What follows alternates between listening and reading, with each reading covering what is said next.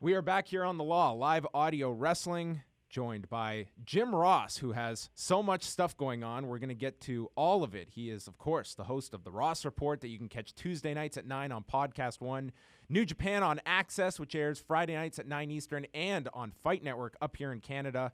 Much to discuss with him. Jim, how are you doing today? I'm doing good, John. Thanks for having me on. It's good to talk to you again. There's so much going on at the moment, Jim, and I thought it'd be a great time to have you back on the show. Just coming out of this past weekend, Jim, where we had, it seemed like 1,000 hours between pro wrestling and mixed martial arts to watch. What were some of your highlights coming out of this past weekend, Jim? Because I know you took in just about all of it. Yeah, I had a good weekend as far as TV viewing was concerned. Starting off with Ring of Honor on Friday night, watched the NXT Takeover, watched the Conor McGregor fight, then watched over 5 hours of seemingly, I think it was over 5 hours on Sunday for SummerSlam. So I got a lot of content in. It was good. You know, I think that the fact that SummerSlam was the last bastion of that viewing cycle probably didn't do it any favors. Notwithstanding the fact that it was a very long show, but it also kind of came at the end of the rotation. So, you know, I thought that of all the things I watched this week, I enjoyed from start to finish the NXT show the best. Enjoyed the McGregor. How can you not like McGregor and Diaz, obviously? Mm-hmm. So it was a good weekend. You know, all around. Each show had things that were good. So I have no big complaints about any of it. Quite frankly, it was a good weekend of TV.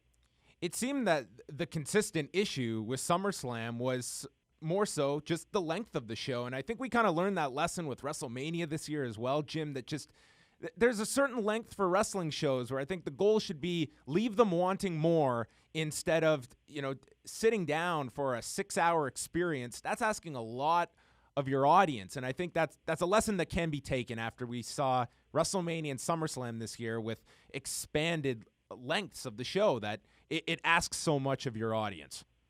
It does, and really the length of those shows pertains to really any show, whether it's there's sometimes you can get away with a mainstream sporting event that goes a little longer, but boy, when you get into the entertainment realm of the WWE or even Ring of Honor for that matter, you really got to kind of watch the time on that thing. I just think that in general, we're conditioned in our society to everything's at once, 30 minutes or it's free, home delivery, 24-hour drive-throughs, all those things, convenience. And I'm the exception to the rule. Here I'm watching over 5 hours of wrestling on Sunday and beginning to wonder what the hell's wrong with me, quite frankly. So it's the longer shows.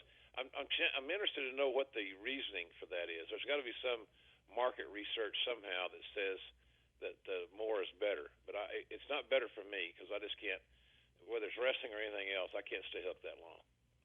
As someone that was part of probably many a conversation when it comes to a wrestler that is, in the midst of the biggest momentum of their career and being sidelined by an injury, finding out what happened to Finn Balor, I'm sure you have a very unique perspective given that you've been in many of those one-on-one conversations where guys typically that's the last thing they ever want. Timing is never optimal for a 6-month injury, but watching Finn Balor and just the pendulum shifting so significantly over the course of 24 hours, that's got to be a tough mental one for Finn Balor, just so fresh onto the roster, and here he is. It just goes from one state to the other within the course of 24 hours. Well, as an administrator, you have to be very proactive and very supportive of the talent. And also, as an administrator, you need to quickly devise your plan of how you're going to address this matter. It's a public issue. It's a public injury. The giving up of the title was on television, so you're kind of obligated to make sure that your audience is kept up to date with the progress that Finn is making, and he will make a lot of progress, without question, and build that needed anticipation for his return. So there's got to be a plan in place to get him back into the public eye in a systematic, thought-out process. And at the same time, you got to be there for the talent to, the thing I would tell him is that, look, you've arrived because you were the choice to be the first ever Universal Champion. So when you come back, you're not going to have to prove yourself that I'm worthy to be a main eventer. They've already decided through your work and all the things that they know about you that you are the guy. So now it's just a matter of getting back and being better than you were when you left, and that's going to be up to him and his physical therapist and his attitude. So keeping his attitude positive and giving him a lot of hope that when he comes back he's going to pick the ball right back up and run with it, and then having a plan to build the anticipation are all things that I'm sure WWE is addressing. When guys would ask your advice on situations like that where maybe rehab is an option as opposed to the full-blown surgery, were you always proactive and kind of pushing for let's take care of the injury so it's not a reoccurring issue, kind of the one step back, two steps forward mentality? Yeah, absolutely. I can give you a case in point. I remember when we had Chris Benoit had his neck issues, and we had two different ways we could have treated that. A surgery in the front of his neck, which is more extensive and invasive, but it's a permanent fix, or from behind, which is a fix but not a permanent one, and you're out less time. I opted and made the decision basically for him that we're going to go through the front. You're going to be out longer, but we're going to fix this because we had high hopes that he had more years to provide us, and so that was that was an illustration of let's do it the right way first, and quite frankly, sometimes these guys don't want to. Obviously, they don't want to get off the road. They don't want to lose their spot in the batting order, whatever. But the great thing about WWE in that regard is that, for example, on the Benoit situation, he was getting a weekly check, and a very nice check. So he got his check every week that he was off. And even though it could be debatable that he hurt his neck in a WWE ring and not over the course of time, it was the right thing to do. So I always believe that fixing it permanently for the long-term health of the talent is a better way to go, and not rush everybody back so they can get back on a segment of television. To me, when you think about it in those terms, it's kind of ridiculous. So I like the permanent fixes. I know also recently you, of course, have been doing the New Japan shows on AXS alongside Josh Barnett, and recently you guys called the Wrestle Kingdom shows, and I just wanted to get some of your reaction. And going in calling a match in Okada and Tanahashi that many are pegging as match of the year, it's kind of interesting when you're going in to matches that have so much notoriety attached to them already, and people having that certain expectation. What was the experience calling the Wrestle Kingdom matches? Mixed. I had mixed feelings on it, honestly. I had such amazing expectations that I probably outputted my coverage. The thing about it is that to do these shows, for me, I stay, I have a small army of friends, including yourself, that are so kind to help me with background information, biographical information, so I can actually do a better job as far as my prep is concerned. And I can't thank you enough for that, as a matter of fact. But I try to stay. I don't go much deeper than what I get, the research I receive.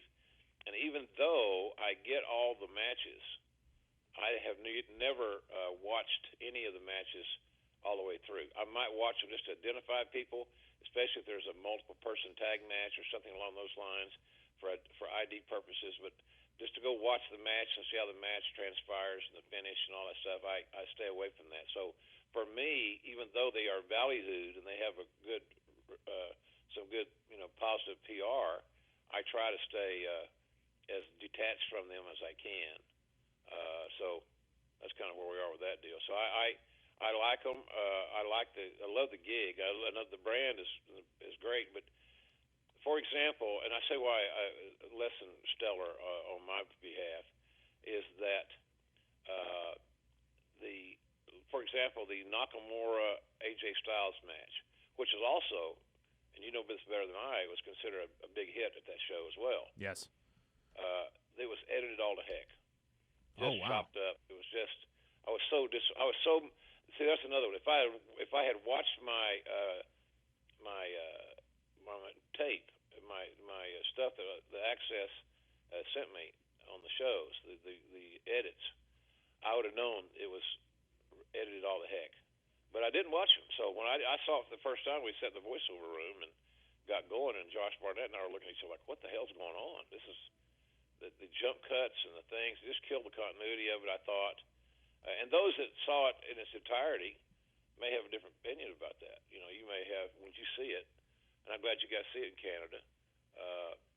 So they're kind of getting out there, getting their distribution better. But I was a little disappointed. And the other thing is that the New Japan guys are starting to fall into a unique trend that I'm not sure is great. And as far as having all the duplicate spots outside the ring, the guardrails, the obligatory dive over the top rope, and somebody's getting caught. A lot of that stuff is very, very predictable. Yeah, the guardrail spots are my ultimate pet peeve. I feel they're so overdone and have really lost their any kind of effectiveness. I agree. So, hey, look, I don't want anybody get me wrong that I'm JR's dissing New Japan. I'm not at all.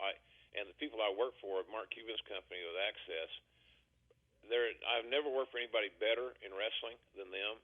How they treat me and how they produce their shows and what they ask of us and all that. The business arrangement I have with them is just phenomenal.